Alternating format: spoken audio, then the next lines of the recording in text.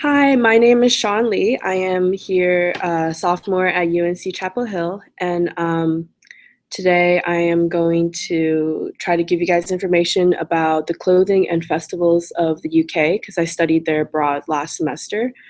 There's a wide variety of people watching this right now from elementary school all the way to high school, so I'm going to try to incorporate language and ideas and knowledge to fit everyone, and hopefully everyone will enjoy it. So, festivals and clothing of the UK. I'm going to start off by going through some clothing for back in the olden days, starting with the Elizabethan era. I'm just going to quickly point out some unique clothing that males and females wore during that time. For males, as you can see in the picture, they were quite dressed up. This is probably more of a upper class and more wealthier male. And some interesting clothing items that he's wearing includes breeches, which are the outer garment. So you can see kind of like a skirt-like clothing that covers from his waist to his knees. Then you have the doublet, which is the button-up kind of like jacket that he wears on top. It usually is very fitting, so to his form, pretty tight around his chest area. And then stockings, which are really interesting because you don't see males wear stockings in these days, but they're the very thin, textured, very tight around the legs, usually wear underneath the clothing, and it could come in different colors, white or black or etc. Female clothing include gowns, which are the big dress, the big outer layer, puffy dress kind of clothing. The petticoat, which is worn underneath to make kind of it looks bigger on from the chest, from the waist area and down to make it look puffier and like a wider hip, wider waist. And then you have the corset, which maybe some of you guys have heard of, which is used a lot for females in the olden days, which was to tighten the waist to make it look smaller and have a smaller shape for females because it was more attractive back then to have a very small waist. And this usually led to some medical problems because it was so tight on the female that was unnatural. But that's what they did because it was the social norm back then to wear that. Excuse me. Sorry. And then some clothing like that continued on, but as you can see, Victorian era, they kind of changed. You can see that the males changed their clothing. They wear hats. They stopped wearing stockings. They have pants or trousers now. Female clothing shedded some layers. There's more skin shown, and continues from there. And so these types of clothing sometimes are where you can see them in shows, your old English shows, or sometimes on a festival called Guy Fawkes Day or Bonfire Night. They will wear costumes, including these olden day costumes, and they will parade around with torches. And this is to celebrate the burning of Guy Fawkes because Guy Fawkes tried to set the parliament on fire, but he failed to do so, and therefore the king decided to celebrate this day from now on that he did not succeed in burning the parliament. And now I want to transition to the Scottish. Scotland is part of the UK, but the Scottish have a very interesting and unique tradition. As you can probably heard from or know that they have the plaid patterns and the kilts and such. So I'm going to go into depth with some of this. As you can see that there is female clothing and male clothing. So I'll start with the female. Excuse my pronunciation, I might not pronounce this right, but erisad is a traditional white piece of clothing that the females wear that is usually wear underneath. You can see on the women in the picture, the white on top. It's more of a full body clothing, and then usually comes with a belt or silver or brass belt to represent like where she's from or the history that she has. A tartan pattern is just the plaid pattern, the crisscross pattern that you see, that we wear today even with some of the clothes we have. And for male clothing, we have the kilt, which is a skirt-like clothing that goes from the waist to the knees, traditionally worn on males. And it is closely tied with just the history and the culture of the Scottish. The sporran, which is the little pouch in the front, is used as a pocket because the kilt doesn't have any pockets, so they needed to put some of their stuff in something, and so they decided to use a pouch like that. I'll show you guys a video of this festival I'm going to talk about later, but it's the Royal Edinburgh Military Tattoo Festival, which is held. Okay, what is it? It is the Royal Edinburgh Military Tattoo, which is a series of music or displayed performances by military, such as the British Armed Forces, Commonwealth, and international military bands. So this festival or performance is extremely popular throughout the world. They have different military groups coming from all over the world to perform. Where is it located? It is in Edinburgh, which is the capital of Scotland. And they have a castle in the middle of the city that they perform this on, which they have a big opening area, Common Promenade, that they perform on. Who is it that is performing? These are military participants who musically, they play the pipes, the drums. There's a lot of different instruments that are used during their performances, and people who watch include just everyone in the world. Is quite a big performance. And it is celebrated annually in August, but it's actually part of a bigger festival called the Edinburgh Festival. And the Edinburgh Festival includes sorts of different performances, music, dances, etc. So it's just a show that you'll see later in the video of just musical performances. There's international dances and performances, and there's the traditional Scottish dances that are performed.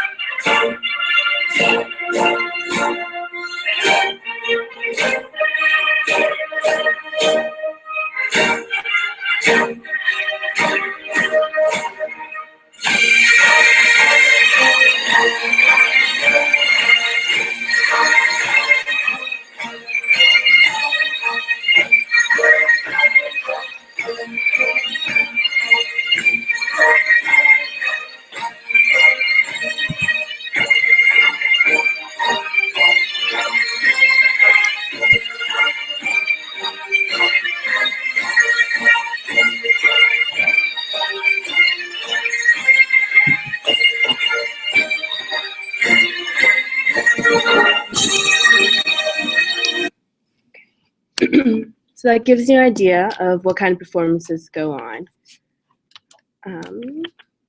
But that is the end of my presentation. So if you have any questions, if you want to put it into the Q&A chat box, I'll be glad to answer them.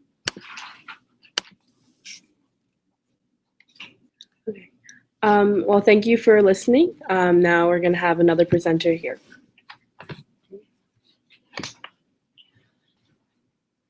Still delayed. Hi everyone, I'm Zaynab and I'm currently a freshman here at UNC Chapel Hill. I was born in Iraq, and when I was about 1 year old, we moved around through the Middle East to Yemen and Jordan, and then finally when I was 4, we moved to the States.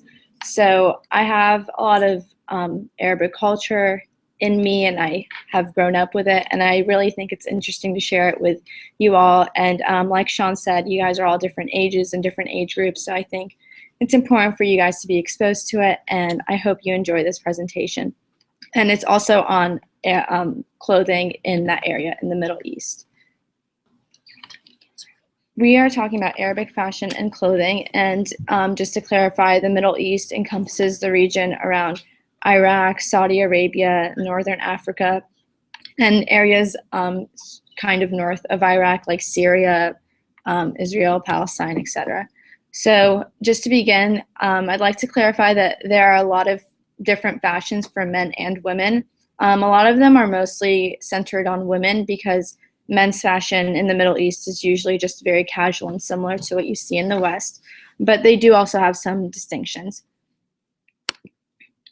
So for women, one very prominent attire in that area is called a kaftan, which is a traditional apparel, and it is basically just a giant gown, and some of them have longer sleeves for the more conservative look, and some of them have shorter sleeves like you see on the right. And mostly what this is used for is that in that area, as you all probably know, it's very hot and arid. So it's very good for being able to walk around in the city, being able to have pliability and also feel very natural. You wouldn't really want to wear anything heavy in that area because temperatures don't typically drop very low, especially during the day. Another very common characteristic in that area is a hijab, and it is a veil that covers the head and chest, and it's mostly worn by Muslim women. And what this is for is just to have a more modest look for them. And some of them take on, again, a more conservative look. So on the left, it's black, it's dark, and it's just very plain. And then others, especially recently in the most recent years, have taken on a more colorful look and have had more designs and have been a lot more fashionable, I guess you could say. And usually the more fashionable ones are, of course, worn by the younger women and the younger generation. So, I mean, in my family, mostly my grandma wears a more conservative look with it and keeps it very plain, whereas some of the younger women like to have colors and designs on them. And it's honestly just what you prefer. Similar to the hijab is something called a niqab, and this is mostly worn by, again, very conservative women, especially in Saudi Arabia and the Persian Gulf area. This is a lot more popular, and this is a veil that covers the head, chest, and face, and everything except the eyes. And in these areas, for some areas, it's a lot to have either a hijab or a niqab on. So this is why it's worn. And again, it's honestly just preference. Some women prefer to wear this type of style, and then other women prefer to just have a hijab. And in certain areas where a hijab or niqab is not a law, if some women opt to not wear it at all, which is also perfectly fine. Another very popular piece of clothing that women especially wear, men can wear it too, is something called a khussa, which is a shoe, and it's mostly popular in the India and Pakistan area, which isn't really considered the Middle East, but these types of shoes are still very popular in the Middle East.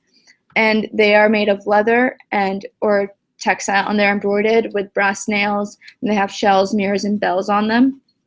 And I'm sure all of you have seen Aladdin, and I think all of you know the type of shoes he wears are similar to the one on the right. And these are the khussas. And mostly women, of course, wear the more designer embellished ones that have, the intricate designs and the shine on them and everything. And of course, some of them take on a more plain role, and then others take on a more designer type look. So now moving on to more of the men design. They usually, men, especially in Libya and also in the Persian Gulf area, which is Iraq, Saudi Arabia, and the Emirates, wear something called a thobe. And in Arabic, thobe literally just means a big robe. And what it is exactly what it means. It's just a giant robe that men wear. And again, this is also to take into account the area, which is very hot and dry and arid. And it's mostly worn, of course, by men. Women, they have ones for women too, as you saw on the khussa. They look very similar, but this one's just for men. And what they're used for is that it's a way to cover themselves up while also having the material not be very heavy, and it's also very light and you're able to move around in it. Especially if you get to the Northern Africa region, you're kind of getting near the Sahara, especially in Morocco, and it's very important that you don't get really, really exhausted and hot in that area, especially if you work in that area. And I'm sure most of you have seen on TV, or it's been seen by a lot of men, that they wear something called the goatse, which is a headdress similar to a hijab that's worn by Arabic men. And this is mostly seen in Saudi Arabia and the Persian Gulf area, again, the Emirates, Qatar, Kuwait, etc. And what it is just a headdress that is worn by men, and the little black circle on top of it is called the agal. And what this is used for is that if you're working in areas where it's dry, dust and sand and everything can get in your face, so it's very important that your face is protected and your mouth is protected, especially so you don't get hurt or super exhausted when working there. And again, this is mostly worn by the Saudi Arabian, Persian Gulf area. So of course, men in other areas wear it too, and men also in that area also don't wear it. So it just depends on what they prefer. And to kind of conclude it is just some general characteristics that are in, what my family tends to wear, and then also what is popularized on TV. For women especially, usually the trend is that nothing is too tight and it's very loose and not very form-fitting, and that can be due to different reasons. One being that it is very hot there, so you wouldn't really want anything sticking to your skin for a long time. And then at the same time, a lot of them want to remain modest and want to not have anything that really shows their figure off too much. Another characteristic is like I said, embroidery and intricacy of a lot of these designs, and it's just very popular in that area. Lots of jewelry for sure, and it's usually gold. So in my family, again, we have just a lot of, if we're going to buy jewelry, it's usually going to be gold, and it just tends to be the culture there. And then, as I said earlier, modesty is just very important to a lot of women especially. And at the same time, there have been advancements in women's fashion in the past few years. So what has been seen in American fashion has been going over there recently. So before, women wouldn't really wear t-shirts and jeans, which seems kind of silly, but now, especially through, globalization and the media, it's been able to reach them, and a lot of Western fashion has been able to reach them as well. So how do you stop the screen share? Oh, here it is. And I'm just gonna finish off and just show you guys, I brought it from home, and this is a typical hijab. And it's honestly it looks like a giant scarf, but it's able to fit a woman's head, and it has to cover her hair too if she's going to wear it. And it has to be wrapped in a certain way, and there have to be pins and needles going everywhere. And then this is the goatse I was telling you all about. And usually it's in this design. Usually what's seen is a white type of cloth, or it's usually this type of pattern. And I think this has just been the norm in the past few years, which is why this pattern is seen as the most fashionable, especially for men. So if you all have any questions, feel free to ask it in the Q&A. All right, well, thank you all. And again, if you have any questions, I'd be more than happy to answer them and get back to you all on them. We have another presentation coming up, so I hope you guys enjoy them and enjoy the rest of your day. Thank you. Hi, everybody. Hey, my name is Timber. And I'm Clara. And we're going to be presenting about Chile. Chile and Argentina. And we're going to be talking about the most popular sport in Chile and Argentina, which is soccer. Football. And I think there's a lag, so if you guys want to type in questions in the Q&A, just sort of as you have the questions, then once we get to the end, maybe the questions will get to us and we can answer it then. Yeah. Alrighty. So first we're going to talk about Chile. So in your classrooms, I want you to brainstorm very briefly about the popular sports that we play in the United States. And if you want to type them into the Q&A, you can, but just talk about it just very shortly with your classmates.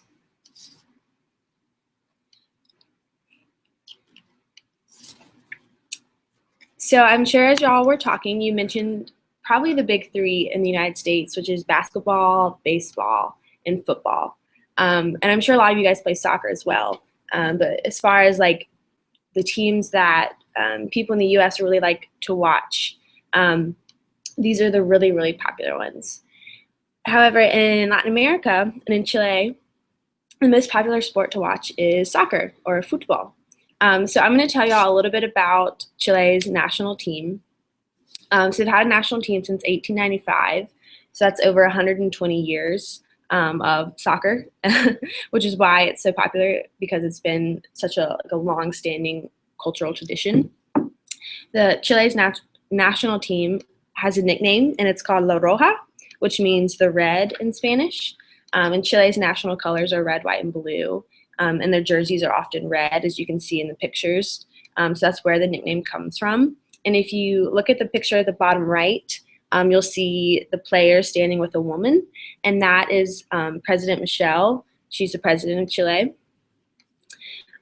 So Chile has appeared in 9 World Cups, and the World Cup happens every 4 years, just like the Olympics. But in Latin American countries, the World Cup is arguably much more popular than the Olympics. So in 1962, Chile actually hosted the World Cup, and they placed 3rd overall, which is the best they've ever done. And so Chile's national team ranks as one of the top 25 national soccer teams in the world, and they haven't won a professional international soccer tournament yet. The 3rd place in 1962 is about as close as they've gotten, but they are very consistent in tournaments, and still very, very popular to watch. So as you can see from the pictures, there's fans. They get very loud and crazy, like to chant and cheer, just like we like to cheer for our basketball teams or our football teams. So we're going to watch a video at the end, so we'll come back to that. But right now, I want you to brainstorm in your classrooms the popular players that you watch in college basketball or NBA or the NFL or football, baseball, swimming, any popular players that you can name or that you like to watch. If you want to talk about them in your classroom, and you can post them in the Q&A chat.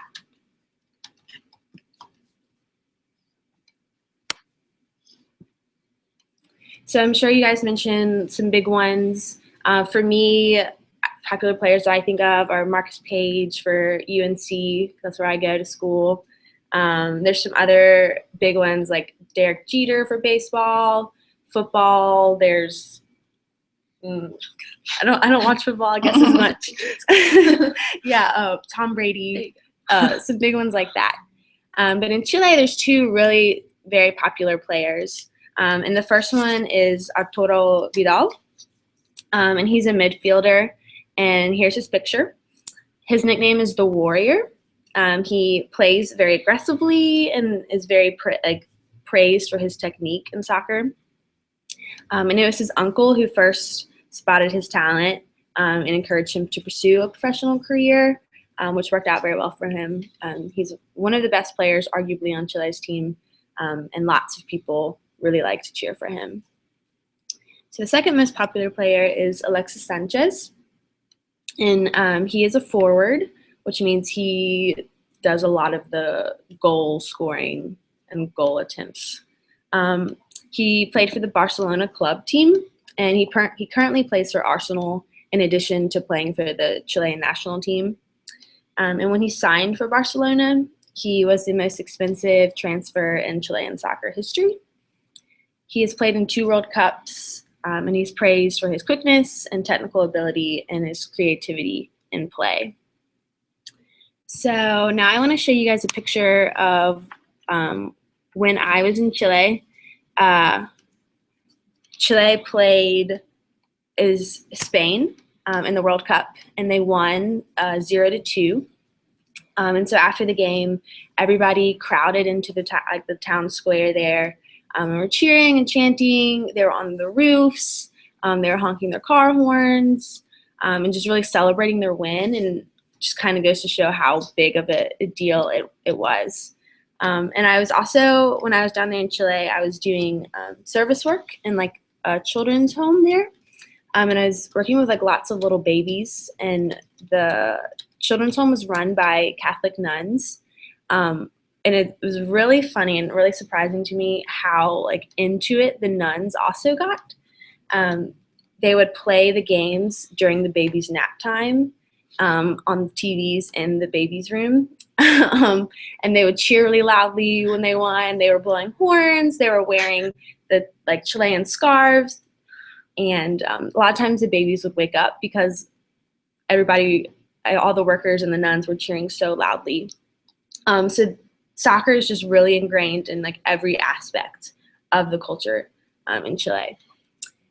So while I was down there also, Chile borders Argentina, and Argentina is really good at soccer. And a lot of Chileans really don't like the Argentinian soccer team because they're so good. So there's a bit of a rivalry. They're pretty close. It's kind of like a Carolina Duke rivalry. And so Claire is going to talk to us more about Argentina's soccer team. But for right now, we're going to watch a very brief soccer clip. And if you have any questions, feel free to type them into the Q&A chat bar. And hold on with me 1 second while I switch over to the video. There we go. All right. Just this video. Chile played in the very first FIFA World Cup in 1930. In 2010, they progressed from the group stage for only the second time since 1962. And nobody won more matches during South American qualification than Jorge Sampaoli's team. Significa jugar 2 mundiales consecutivos, que en Chile no estaban tan acostumbrados. Jugar un mundial en Brasil seguramente que va a poblar de muchos chilenos que van a acercarse a ver la participación de su equipo. El compromiso nuestro de representar una bandera en el torneo más importante del mundo, y de los jugadores que también van a tener que estar a la altura de competir con los mejores. Pienso que puede ser la sorpresa del mundial, pero la demás gente que no conoce la selección puede pensar que podemos quedar eliminados al tiro, pero pienso que podemos hacer cosas importantes en el mundial. Okey-dokey. So if you have any questions, feel free to type them in the chat while Claire's presenting, and I can answer them. I wanted to show y'all really quickly the soccer scarves that I was talking about. People wear these kind of like we wear jerseys, and they wear jerseys also, especially Vidal's and Sanchez's jerseys. A lot of kids have them, but a lot of people have these soccer scarves, and they just wear them like this, and they cheer for them. When they get really excited, they hold them up in the air. Yeah, and like really get into it. So yeah, that's a little bit about Chile's team, and now we'll talk about Argentina's. So like Timur said, there is a rivalry between Argentina and Chile, but so I'm sure you all know the World Cup was last year. And to be honest, Argentina wasn't that worried about Chile. They were more focused on Brazil, but most of the time there is a rivalry. So in Argentina, like in Chile, football is incredibly important, and especially during the World Cup. I was in Argentina during the World Cup, and that was basically all anyone talked about all of the time. But so when a World Cup isn't on, or when the national team isn't playing, the most important game of the year is the Super Clásico, and it's a match between the team Boca Juniors and River Plate. Both of these teams, they're like club teams.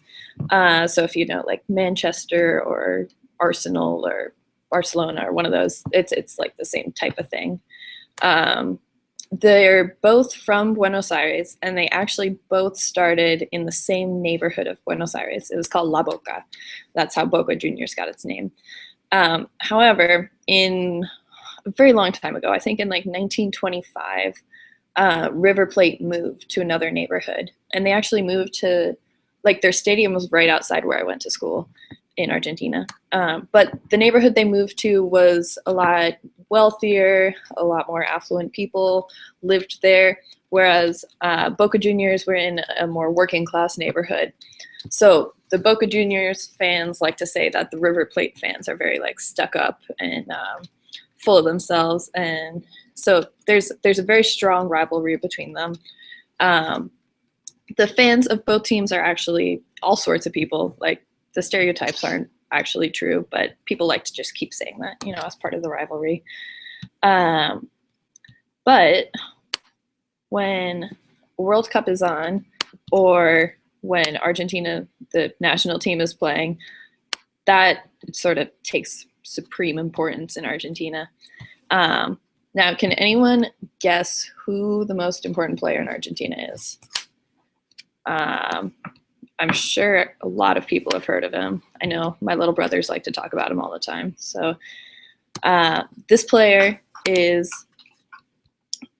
Lionel Messi. I'm sure everyone's heard of him. He's a lot of people call him the best soccer player in the world. So in Argentina, they had this sort of, well, Pepsi, I think, started it. It was sort of a campaign to say that, like, we don't have an adjective that describes how good of a soccer player Messi is. So we just need to come up with a new word to talk about how good Messi is. And these ads were all over the city before and during the World Cup. And so the word they came up with was impresionante, which is sort of like a pun in Spanish, because impresionante means impressive. So impresionante is sort of like Messi impressive. And this didn't end up just being a advertising thing. Shoot, I lost on my. There was actually a dictionary that decided to put this word in their dictionary. It wasn't one of the biggest dictionary companies, but a smaller dictionary decided that impresionante should go in the dictionary. And they defined it as like an adjective referring to Messi and his perfect manner of playing football. And he can always outdo himself. And they say he's the best soccer player of all time. And there are definitely some Argentinians that agree with this. So during the World Cup, like I said, everyone is always watching the games, especially when Argentina is playing. This is a picture that I took from my school I went to. So this is the cafeteria in the school. And usually the cafeteria was like kind of empty. Like, there'd be a couple people eating lunch. But when Argentina was playing, all of a sudden, everyone in the school crowded to the cafeteria because there was a TV there. Actually, you know, I think they put the TV in just for the World Cup. I don't think that was there before. And then the city was also very into making sure, you know, the World Cup was a big thing for the city. They put up these giant screens. You can see this right in the middle here. It's a huge screen in the middle of a park in Buenos Aires. And there was like a couple parks throughout the city which had these big screens. And they played almost all the games, I think. And people would go and watch games and sit outside and, you know, dress up to support Argentina. And then, so this is a picture of the Avenida 9 de Julio, which is actually the widest avenue in the world. So it's a really, really big street.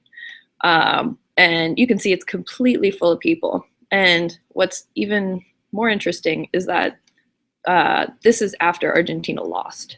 So they were still this excited about football that they all went and crowded the street, even after their team lost. So if anybody watched the World Cup, they know that Argentina got to the final game and they lost that game. So when I was traveling in Argentina, I was traveling in the north, up like in the mountains, and one of my tour guides told us a story about why Argentina lost, because they've also lost a couple other World Cups, like in very close matches. And he said that the Argentina team is cursed. So he was telling us about this curse. And in 1986, Argentina was going to the World Cup, and they had another one of their most famous players on the team. This guy right on the right here, his name is Maradona. And he's considered like one of the most important people in Argentine history. That's why in this neighborhood in La Boca, where I talked about the two club teams were from, this is a picture from that area. And these are some of the most important people in Argentine history. The wife of a former president, a very famous musician, and Maradona. I actually did not know who Maradona was at first. I thought everyone was talking about Madonna, the singer, and I was very confused for a long time. But eventually I figured it out. And he is actually now the coach of the current Argentine team. But anyway, to go back to the curse. In 1986, when Maradona was playing on the national team, they sort of had like a lot of like practice and training before they went to the World Cup. And they went to the north of Argentina in the Andes. So it's like really high altitude. And, you know, if you go up in the mountains, it sort of gets harder to breathe. There's less oxygen. So a lot of athletes will go there to train so that they get in better shape for when they, you know, go back down to lower altitudes. So the team went up there to train. And they went to this little town. It's called Tilcara. And for fun, they decided to play against the town, the team of the town of Tilcara. So like, if you're from like a town, do you have like there might be like a league in your town that plays soccer. So it's like that sort of thing, just like a little casual team. And the Argentine national team plays against this team and they lose. So they were like, we are not ready to go to the World Cup if we can't beat this team. So they decided to stay in Tilcara and train there to get in really good shape to be prepared for the World Cup. So while they were there, they made this promise. They were like, all right, if we win the World Cup, then we are all going to come back to this town and celebrate with the people of this town. And they did end up winning the World Cup, except none of the players ever went back to visit the town. So now they say that the Argentine team is cursed and that they won't win another World Cup since they didn't go back. Okay. And I skipped over the video before. I wanted to show you. There was this song that somebody started for the World Cup this year. And they talk about, you know, some of the stuff I told you about, like Maradona and Brazil. And throughout the World Cup, during the whole time of the World Cup, you could hear people singing this song just any time of the day, like just walking down the street.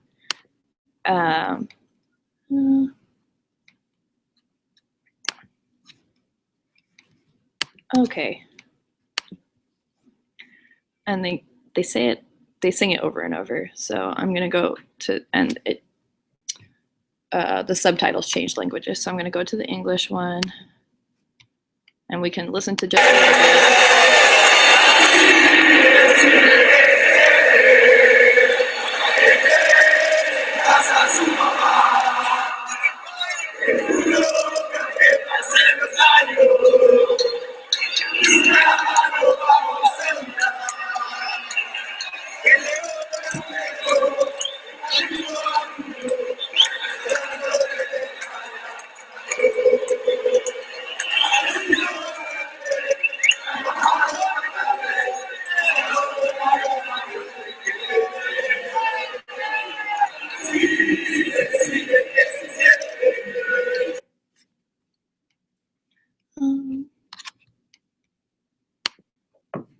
All right, so that just shows they sing this all the time, like really all the time.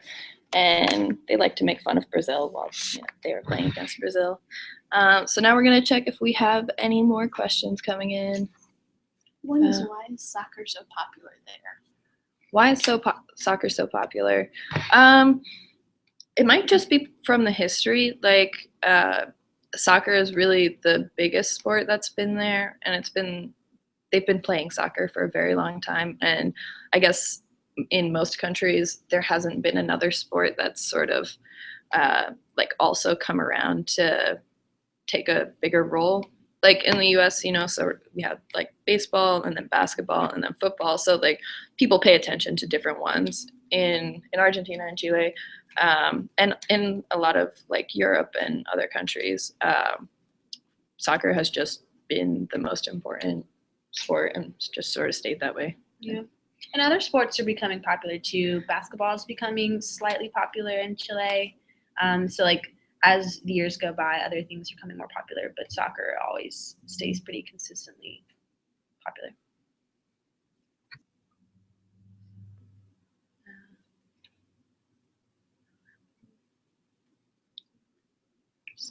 How did Chile lose?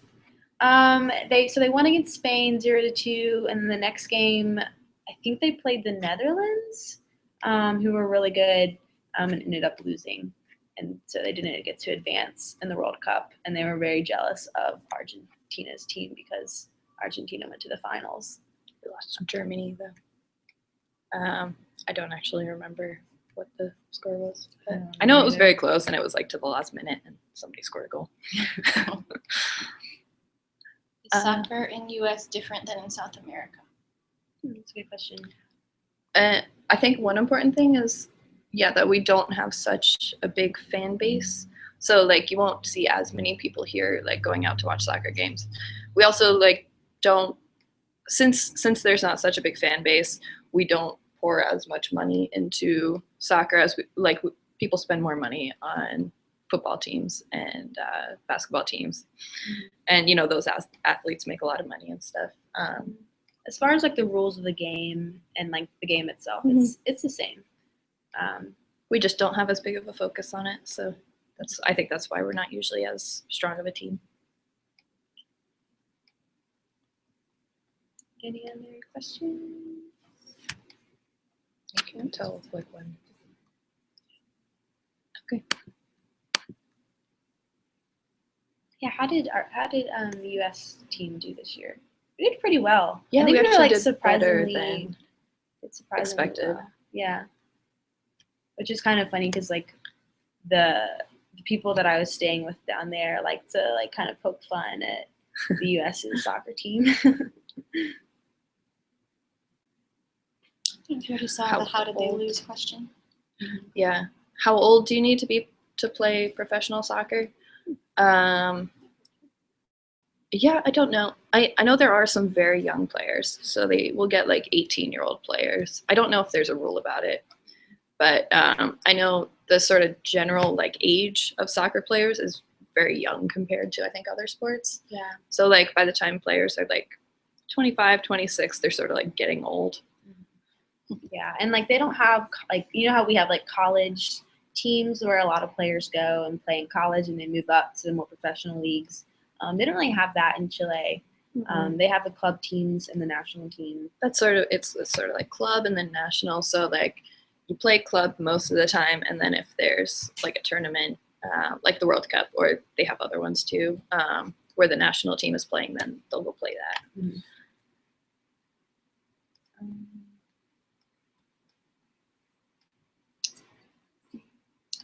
Those are some great questions. Thanks for asking them. Have any more? That's it. If any more, we can answer them later. Okay. Thank you guys for listening, and We'll see you next time. have a good day. Maybe.